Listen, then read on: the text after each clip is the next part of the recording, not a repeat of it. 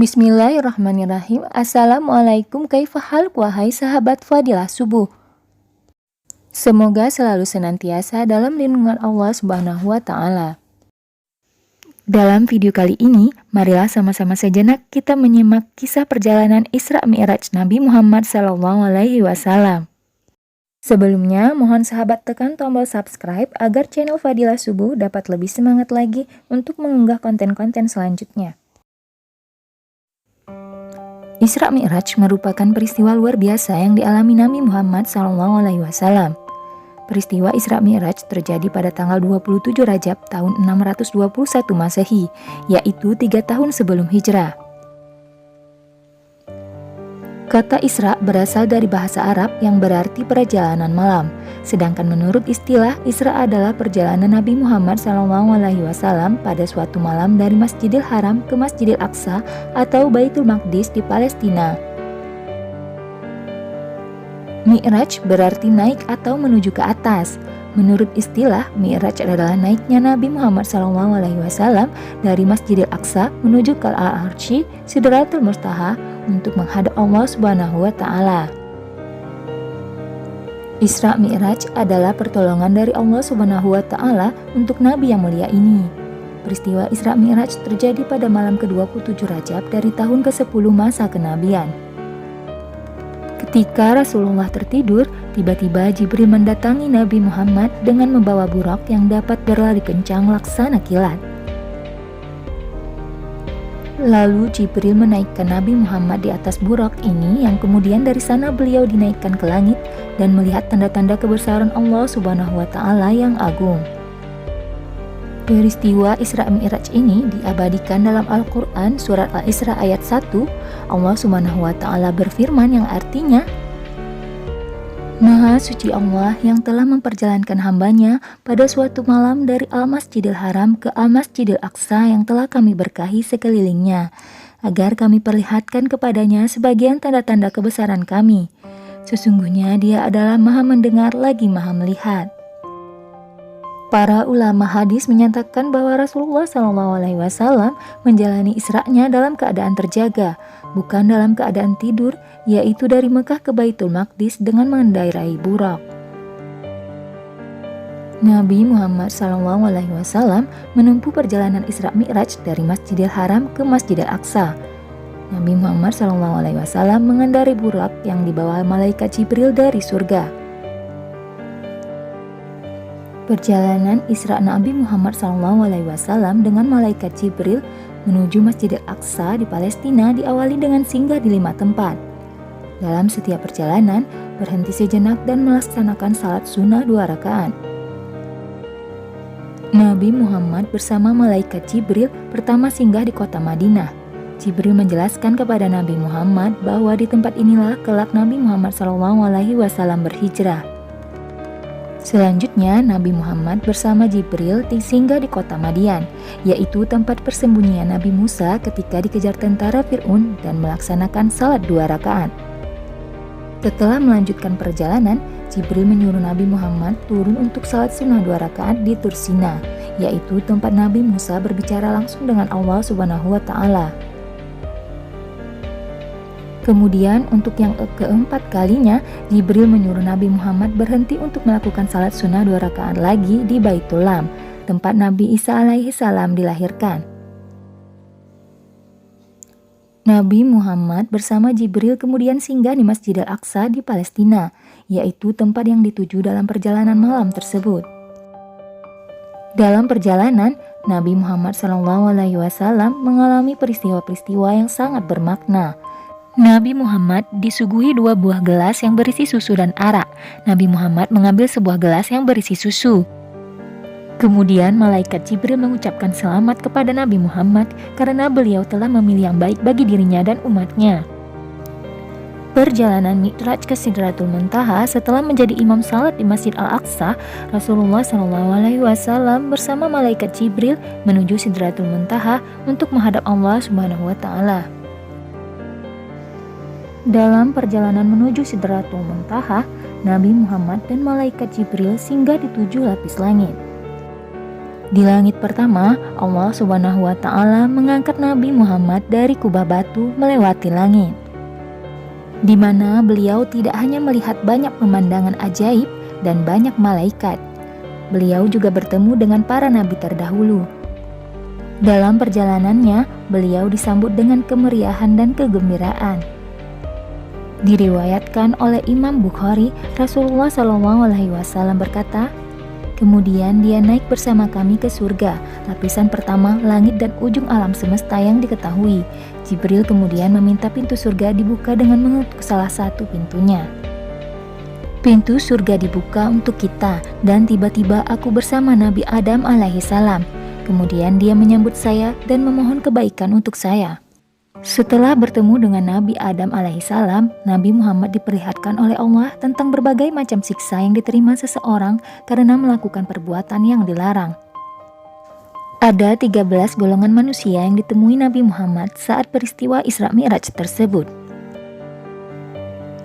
Golongan yang pertama yaitu orang yang berjihad di jalan Allah Subhanahu wa Ta'ala.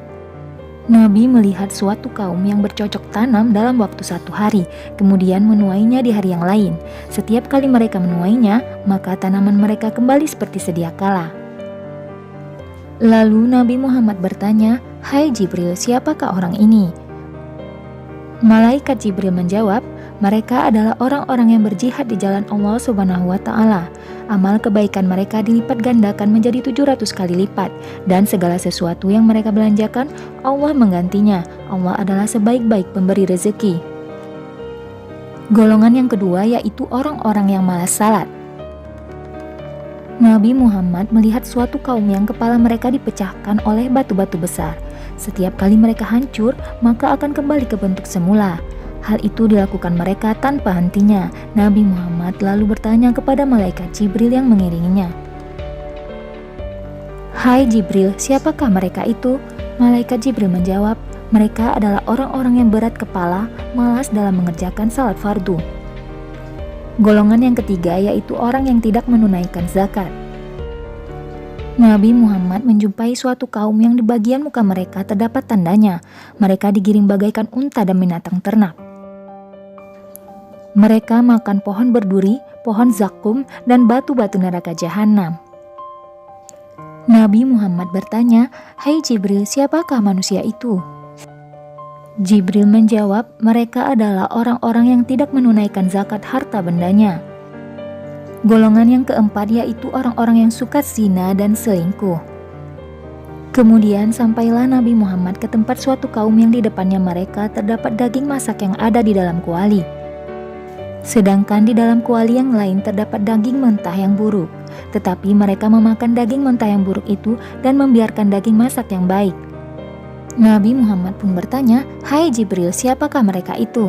Malaikat Jibril menjawab, "Lelaki ini adalah seseorang dari kalangan umatmu yang mempunyai istri yang halal lagi baik.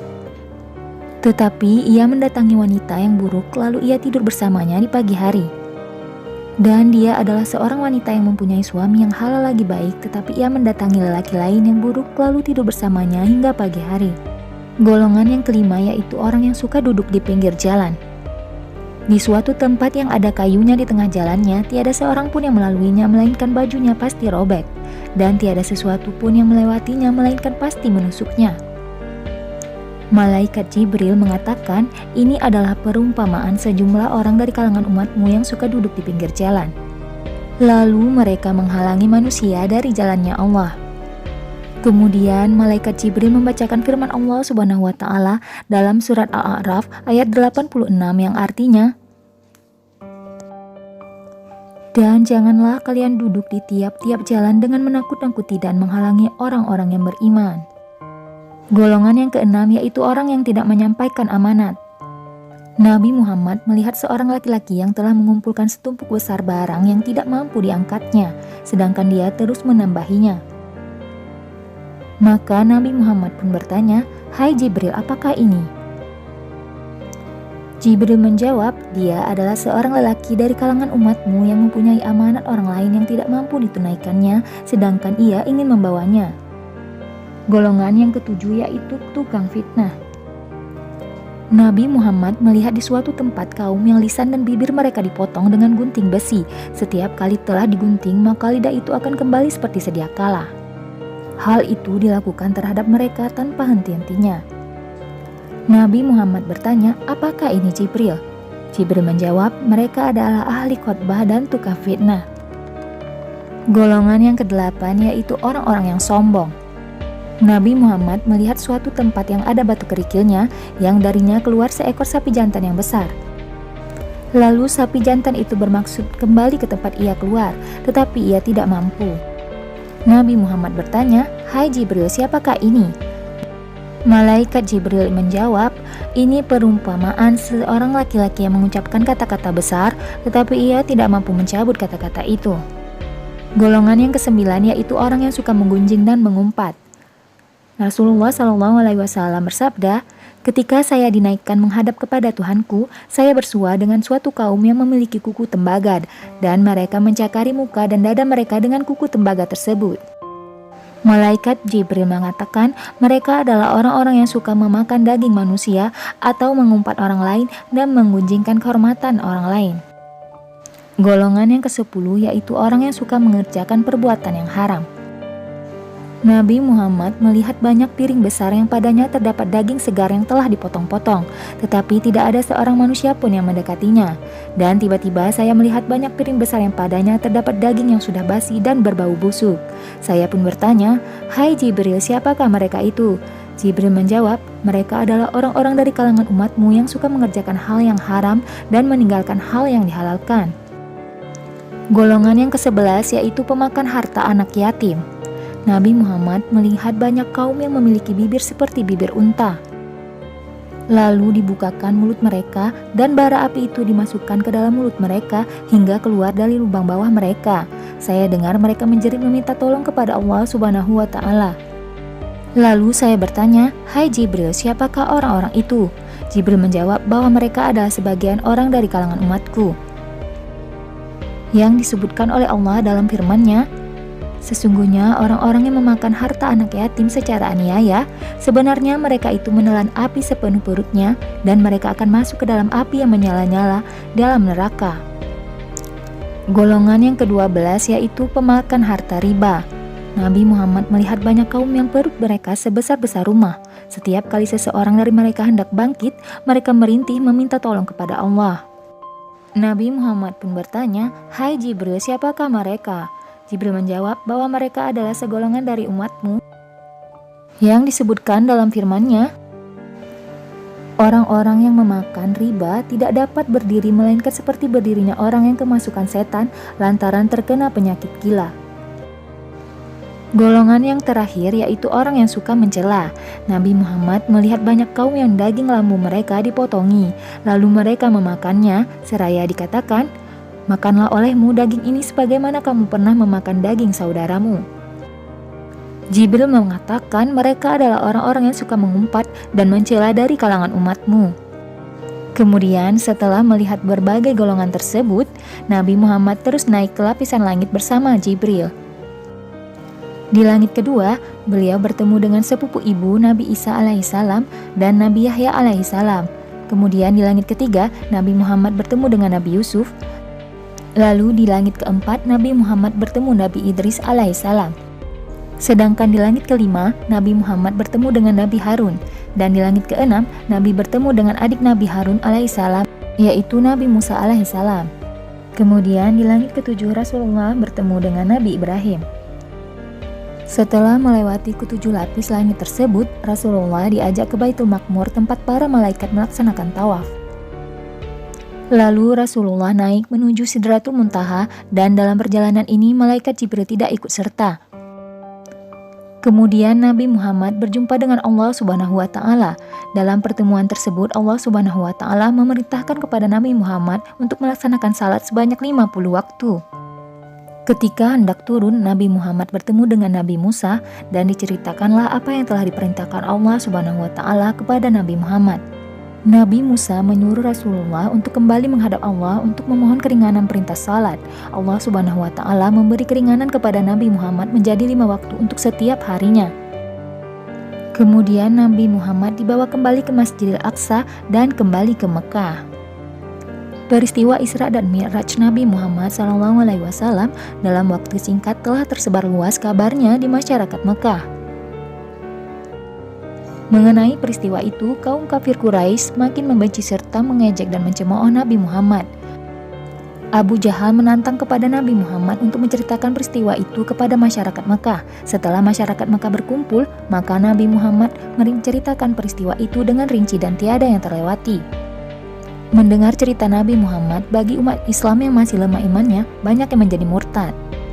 Tapi bagi yang kuat imannya, tetap tidak tergoyahkan dan tidak terpengaruh oleh ejekan itu, sebab mereka telah yakin tentang kebenaran Nabi Muhammad SAW. Cerita lain dari peristiwa ini terhadap apa yang dilakukan oleh Abu Bakar As-Siddiq, ia mempunyai sikap yang berbeda dengan yang lain setelah ia datangi orang-orang yang masih ragu dengan peristiwa Isra Mi'raj. Abu Bakar mendatangi Rasulullah dan meminta penjelasan langsung. Setelah mendengar sendiri dari Rasulullah, Abu Bakar As-Siddiq langsung menerimanya. Oleh sebab itu, Nabi Muhammad memanggilnya dengan sebutan As-Siddiq. Keesokan harinya, datanglah sekelompok orang dari Madinah. Mereka menyatakan diri untuk masuk Islam. Mereka adalah para pemimpin di Madinah yang sudah mengetahui tentang kebenaran ajaran yang disampaikan oleh Rasulullah melalui sahabatnya. Mereka menawarkan kepada Rasulullah untuk pindah dan menjalankan kehidupan yang lebih baik di Madinah. Tawaran ini disambut dengan baik oleh Rasulullah, apalagi Allah kemudian memerintahkan Rasulullah untuk hijrah. Sahabat Fadilah Subuh yang dirahmati Allah SWT, dari kisah peristiwa Isra Mi'raj tersebut, ada beberapa hikmah yang dapat kita petik sebagai umat muslim. Di antaranya yaitu menjalankan salat 5 waktu dengan taat, mengimani kebesaran dan kekuasaan Allah SWT. Peristiwa Isra Mi'raj terjadi atas kekuasaan Allah SWT. Mengimani Rasulullah sebagai utusan Allah SWT dan meneladani sifat mulianya, meyakini setiap kesulitan pasti ada jalan keluar. Dan ada kemudahan yang akan diberikan Allah SWT apabila kita terus bertakwa kepada Allah, pasti hati dan pikiran akan menjadi lapang dan Allah akan memberikan jalan keluar untuk semua permasalahan. Demikianlah kisah peristiwa Isra Mi'raj sebagai inspirasi umat muslim beserta hikmah yang dapat kita petik. Semoga kita semua senantiasa menjadi umat muslim yang selalu bertakwa, dan semoga kisah Isra Mi'raj ini dapat memberikan inspirasi supaya menjadi pribadi yang lebih baik. Wallahu a'lam bishawab, semoga bermanfaat.